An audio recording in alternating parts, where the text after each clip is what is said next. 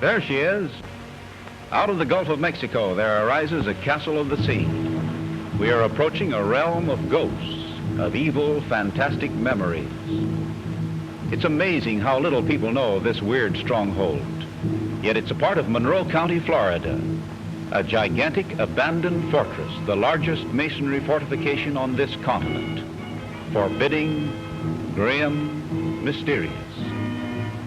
But there's a laugh here too. Why the moat? This island of frowning walls is surrounded by the sea, but it's also surrounded by a moat full of water. I wonder what brand of Jamaica rum the architects used to get that inspiration. But you don't laugh much here, and when you do, it's like the hollow laugh of a ghost. We're soon to find out that this immense placid moat was no matter of laughter. That's a funny word above the door there, Arcadia. I always thought Arcadia meant moonlight and your best girl. This was an inferno. It was in 1846, the year after the Mexican War. Polk was president. The War Department at Washington decided to build an American Gibraltar to control the entrance to the Gulf of Mexico. Naval strategy pointed to the westernmost group of the Florida Keys, the Dry Tortugas. And here was built this amazing, almost forgotten fortress. Tortugas is Spanish for turtles. In buccaneer days, these islands were a haunt of pirates. When the fort was built, a heavy British cannon was found in the sand, the type of gun used aboard a British man-of-war, and on it was engraved the date 1700.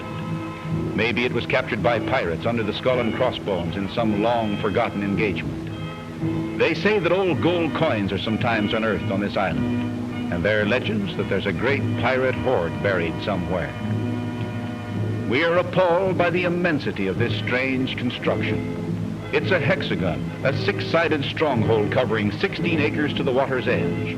The walls, 60 feet high, are stupendously massive.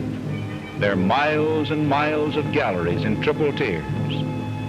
All this immense mass of brick and stone, metal and lumber was taken by boat and barge to this lonely island. This citadel of the sea was built by slaves, droves of black slaves who toiled under the tropical sun. Millions piled on millions, and more millions were sunk into this folly of the sea, and what a howl the taxpayers must have made. Then in the 70s, it was abandoned. And now, there's not a single living thing on the island. Silence, silence. Not a sound is heard.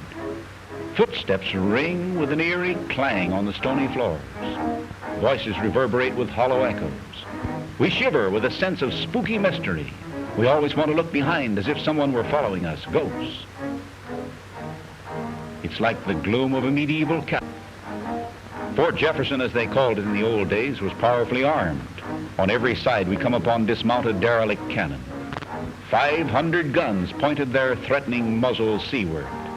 One type was called the Columbiad. It was considered giant artillery in the old days. It fired a 15-inch projectile. Oh, I'll bet these old cap pistols could heave a mean cannonball at that. But not one of these guns was ever fired in defense, not even when a hostile power sailed against the Dry Tortugas. During the Civil War, a Confederate fighting ship hove in sight on one occasion. The captain sent a message, something like this: "You all Yankees had better surrender, or when we get through, you'll be a bunch of Dry Tortugas." "Great guns," growled Major Arnold, the hard-boiled commandant. Yes, and he had a lot of great guns, 500 of them, but no powder. Anyway, that Yankee chucked one of the biggest bluffs in history. He sent back a blistering message: "Go down, if you don't clear out, I'll cut loose with my 500 guns and send you there." And the Confederate captain took one squint at those guns and sailed away. He didn't know about there not being any powder. In the grounds is a long brick oven. It's a legend among the seafarers that this was used to burn the bodies of men. The real truth seems almost as odd. The oven was designed to heat cannonballs. Out of it rolled red-hot projectiles, such as artillerymen in the days of old fired against ships to set them ablaze. How would you like to have a red-hot cannonball bounce off the old beam? Not so good. What's this? Some death hole where an evil Herod might have kept his captives? No, it's just a cistern. There were many cisterns, one behind each gun. We constantly come upon these square holes in the floor, mouths of cisterns with dank, brackish water in their depths. They're 20 feet long, 18 feet wide, 14 feet deep. Originally, they were covered with slabs of stone that have disappeared. Now they're a treacherous series of waiting traps. No place for a stroll at night. Yes, this was not only a fortress of the sea, but also a prison of the sea. We come upon a wall gouged by bullets, the execution ground where prisoners faced the firing squad. This was the oceanic federal prison to which most dangerous and hardened of all the prisoners in the United States were sent. There were men accused of desertion, espionage, treason. Civil prisoners, too desperate for any continental jail. And of course, there were escapes. It was the Devil's Island of its time, but there was always the moat. We see it now, sea green and placid, 50 feet deep, 75 feet wide. In the old prison days, it was full of sharks. The authorities planted it with sharks, and mighty few men would venture a swim across that 75-foot stretch of shark-infested water. Yet some did and made it, but more perished. There's a tale of a man seen standing on the bottom beneath the clear green water. Driven wild by maltreatment, he had tried to make the swim with ball and chain on his ankle. That's why he seemed to be standing on the bottom. And they tell the story of a Union soldier who fought at Bull Run, or maybe he didn't fight. In any case, he ran away, and he ran all the way back to his native Vermont. For that, they sent him to the Dry Tortugas. Here he hatched a plot with some fellow prisoners to escape, become pirates, but it didn't work. And now for the darkest chapter of all. The Yellow Jack was once the scourge of the Gulf of Mexico. This island was crammed with derelict humanity, and it was a tragic pest hole. Major Joseph Smith was the medical officer. And in the epidemic of 1867, this Major Smith had to take care of 2,500 patients in these two small buildings. There wasn't half room enough. The doctor had to take hundreds to a nearby sandbar where shacks were thrown up. And when the yellow fever was raging its worst, the medical officer caught it and died. Well, the commandant was desperate. There was just one thing for him to do now. Down this corridor he strode. There was another doctor in this prison.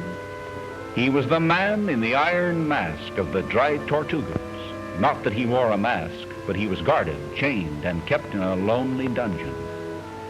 Great heavens, what a horrible place for a man to be chained.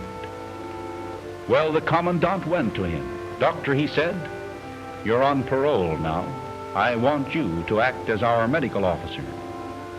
Who was this most tragic and eminent of all the prisoners? Who lived in this cell? His name was Mudd, literally and in fact, although this is no time for joking. He was Dr. Samuel Mudd, who set the broken leg of John Wilkes Booth, the assassin of Lincoln. After killing Lincoln, Booth rode to Maryland with his broken leg. He stopped at the country house of this Dr. Mudd. The physician didn't know he was the assassin. He set the fracture and Booth rode on. And for that, they sentenced the doctor to the fortress of the Dry Tortugas. With a fever raging, they made him medical officer, blazing midsummer. The doctor didn't know that mosquitoes transmitted the plague, but he merely thought of ventilation as a help. He broke open the gun ports, and the high winds of the Gulf of Mexico swept through the prison and blew away those mosquitoes, and that checked the epidemic. Later, an old and broken man, the doctor was pardoned by the president. Hundreds and hundreds died in the plague of '67. They were buried on that sand spit out there that shows so white. And today, when the storm blows on the Gulf and heavy seas come breaking over, coffins are washed up and go drifting by the fortress of the Dry Tortugas. And there's a mystery here, too, a mystery grave. For years, unknown persons have laid fresh flowers on this lonely tomb. Some say that under it is the wife of the lighthouse keeper who befriended the Cuban fishermen, and they thought her an angel. And now the swarthy men of the sea bring these mysterious flowers. And after the exterminating rage of the yellow fever, the sea prison was abandoned. As a naval stronghold, it was out of date. As a prison, it was deadly. So the prisoners were removed, and the place was left to the winds and the ghosts. And now the island citadel of the Dry Tortugas seems to vanish below the waters of the Mexican Gulf.